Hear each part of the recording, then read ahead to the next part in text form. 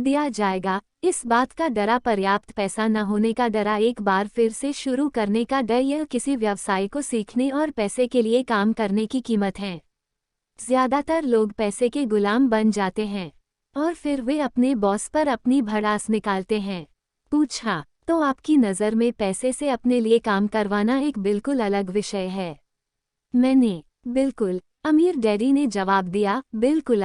शनिवार की उस खुशनुमा सुबह हवाई में हम लोग चुपचाप बैठे रहे।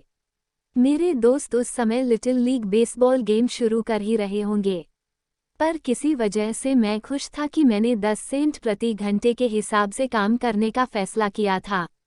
मुझे लगा कि मैं कुछ ऐसा सीखने जा रहा था जो मेरे दोस्त स्कूल में कभी नहीं सीख पाएंगे। सीखने के लिए तैयार? अमीर डैडी ने पूछा। बिल्कुल, मैंने दांत निकालकर कहा। मैंने अपना वादा निभाया है। मैंने तुम्हें दूर बैठे बैठे भी सिखाया है, अमीर डैडी ने कहा। 9 साल की उम्र में तुम्हें इस बात का पता चल चुका है कि पैसे के लिए काम करना कैसा होता है। अपने पिछले महीने को 50 सालों से गुना कर लो और तुम्हें इस बात का अंदाज हो जाएगा कि ज्यादातर लोगों की जिंदगी किस तरह गुजरती है। उद्धरण चिन्ह। मैं समझ नहीं पाया, मैंने कहा। जब तुम मुझसे मिलने के लिए लाइन में इंतजार कर रहे थे तो तुम्हें कैसा लग रहा था?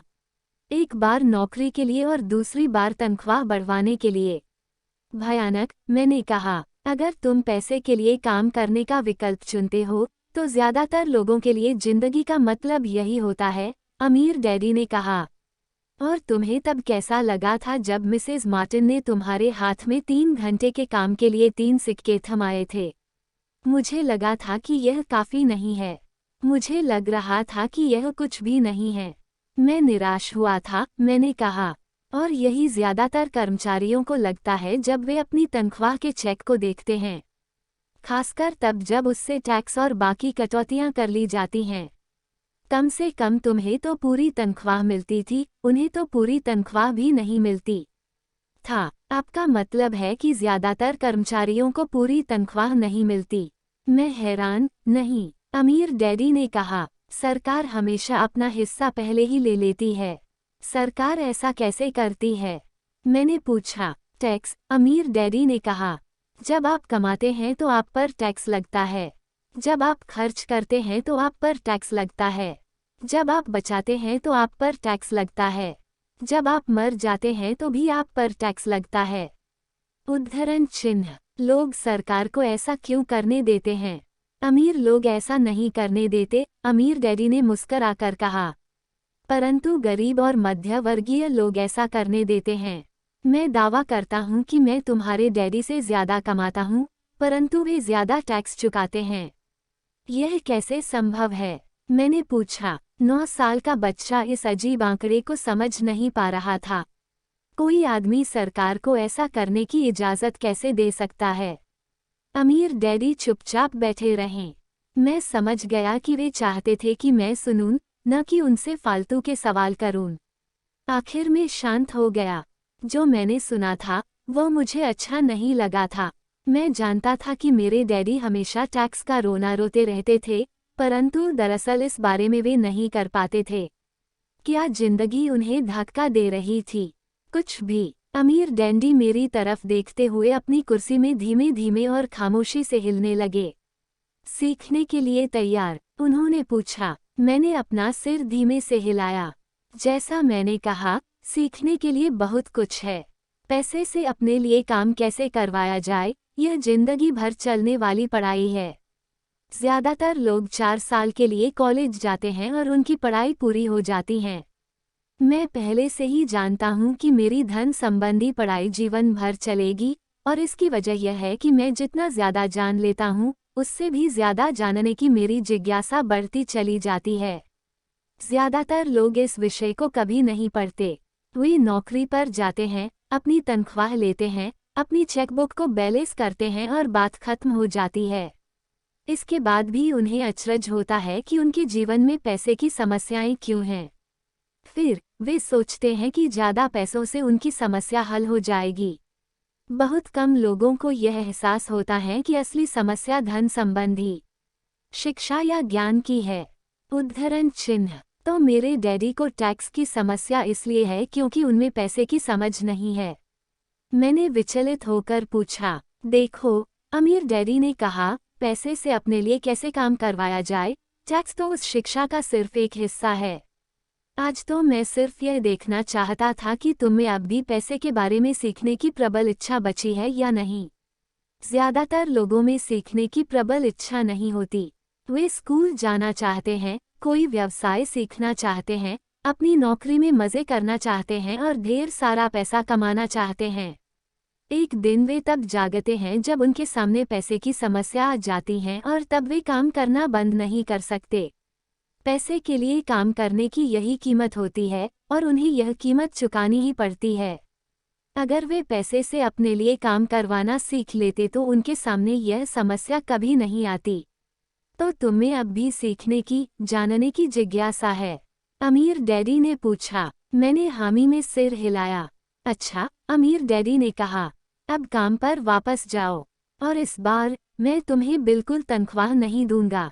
उद्धरण चिन्ह। क्या? मैंने हैरान होकर पूछा। तुमने सही सुना है, तनख्वाह बंदा। तुम हर शनिवार 3 घंटे उसी तरह काम करोगे, परंतु इस बार तुम्हें 10 सेंट प्रति घंटे के हिसाब से तनख्वाह नहीं मिलेगी।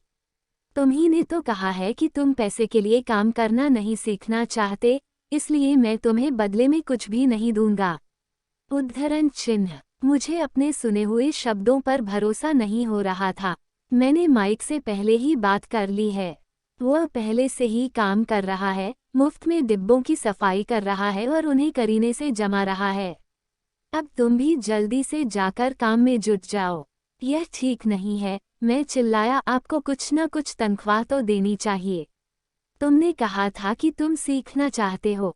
अगर तुम इस बात को अभी नहीं सीख पाओगे तो तुम भी उन्हीं 2 महिलाओं और बूढ़े आदमी की तरह बन जाओगे जो मेरे लिविंग रूम में बैठे थे। ये लोग पैसे के लिए काम करते हैं और डरते हैं कि मैं उन्हें नौकरी से न निकाल दूं, या तुम अपने डैडी की तरह बन जाओगे जो पैसा तो बहुत कमाते हैं परंतु गले तक कर्ज में डूबे रहते हैं। शायद उन्हें यह उम्मीद रहती है कि ज्यादा पैसे से उनकी समस्या सुलझ जाएगी। अगर तुम यही चाहते हो तो मैं एक बार फिर 10 सेंट के अपने पुराने वादे पर लौटने के लिए तैयार हूँ। या तुम वह कर सकते हो जो ज्यादातर लोग करते हैं, इस बारे में शिकायत करो कि तनख्वाह बहुत कम है और तुम यह नौकरी छोड़कर दूसरी नौकरी की तलाश शुरू कर दो। मेरी समझ में नहीं आ रहा है कि मैं क्या करूं, मैंने पूछा। अमीर डैडी ने अपने सिर पर उंगली रखी। इसका इस्तेमाल करो, उन्होंने कहा। अगर तुम इसका सही इस्तेमाल करोगे तो तुम मुझे जल्द ही इस बात के लिए धन्यवाद दोगे कि मैंने तुम्हें मौका दिया और एक दिन तुम बहुत अमीर आदमी बन जाओगे। मैं वहाँ यह सोचते हुए खड़ा था कि मुझे कितना घटिया विकल्प दिया जा रहा है। मैं यहाँ अपनी तनख्वाह बढ़वाने आया था और अब मुझे मुफ्त में काम करने के लिए कहा जा रहा है। अमीर डैडी ने एक बार फिर अपनी उंगली को सिर पर रखा और कहा, इसका इस्तेमाल करो। अब यहाँ से जाओ और अपने काम में जुट जाओ। सबक 1, अमीर लोग पैसे के लिए काम नहीं करते। मैंने अपने गरीब डैडी को यह नहीं बताया कि अब मैं मुफ्त में काम कर रहा हूँ। उन्हें यह समझ में नहीं आता। मैं उन्हें इसकी वजह ठीक से इसलिए नहीं समझा सकता था क्योंकि मैं खुद भी इसे ठीक से नहीं समझ पाया था।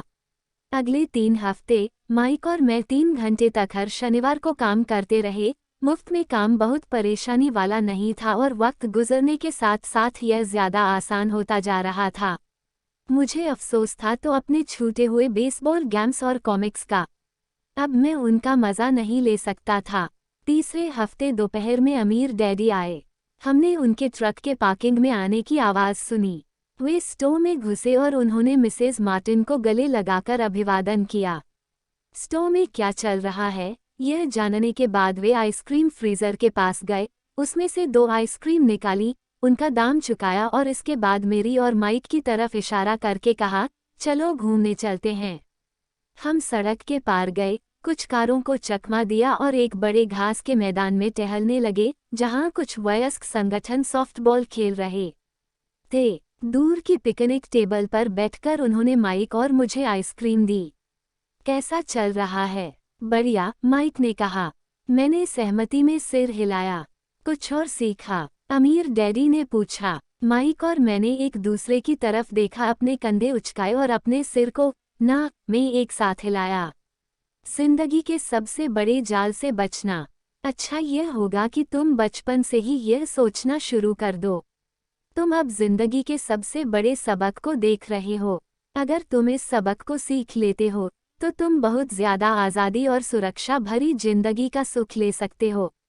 अगर तुम यह सबक नहीं सीख पाते हो तो तुम भी मिसेज मार्टिन और इस पार्क में खेल रहे ज्यादातर लोगों की तरह ही बन जाओगे। वे बहुत ज्यादा मेहनत करते हैं परंतु उसके बदले में उन्हें बहुत कम पैसे मिलते हैं। वे नौकरी की सुरक्षा के मोह में फंसे रहते हैं।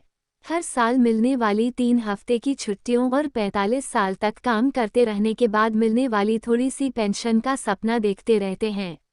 अगर इस तरह की जिंदगी जीने में तुम्हें सुख मिलता है तो मैं तुम्हारी तनख्वाह बढ़ाकर 25 सेंट प्रति घंटा कर सकता हूँ। परंतु ये लोग अच्छे लोग हैं और मेहनती भी हैं। फिर आप उनका मजाक क्यों उड़ा रहे हैं? मैंने पूछा। अमीर डैडी के चेहरे पर मुस्कान आ गई। मिसेज मार्टिन मेरे लिए माँ जैसी हैं।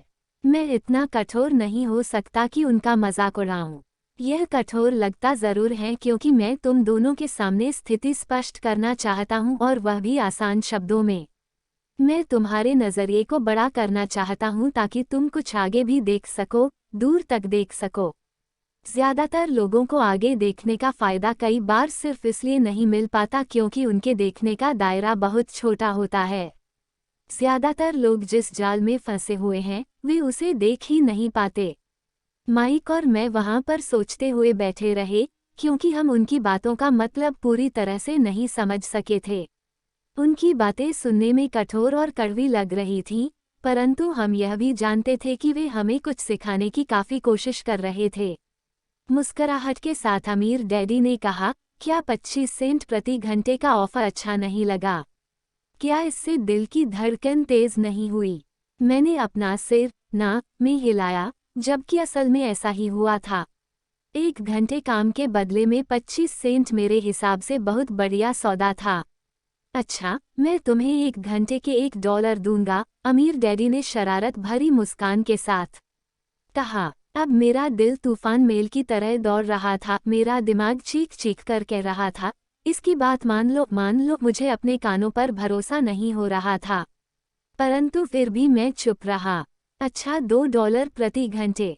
मुझे ऐसा लगा जैसे मेरे छोटे से 9 साल पुराने दिमाग में किसी ने बम फोड़ दिया हो। 1956 में $2 प्रति घंटे की कमाई मुझे दुनिया का सबसे अमीर बच्चा बना देती। मैं इतना सारा पैसा कमाने की कल्पना भी नहीं कर सकता था। मैं ही कहना चाहता था। मैं सौदा पक्का करना चाहता था। मुझे नई साइकिल दिख रही थी, नए बेसबॉल के ग्लव्स दिख रहे थे। मेरे पास कड़क नोट देखकर मेरे दोस्तों की जलन और तारीफ भी मुझे साफ दिख रही थी। सबसे बड़ी बात तो यह थी कि जिमी और उसके अमीर दोस्त मुझे फिर कभी गरीब नहीं कह सकते थे। परंतु किसी वजह से मैं खामोश खड़ा रहा। हो सकता है कि मेरे दिमाग में गर्मी बढ़ जाने से उसका फ्यूज उड़ गया हो, परंतु मन ही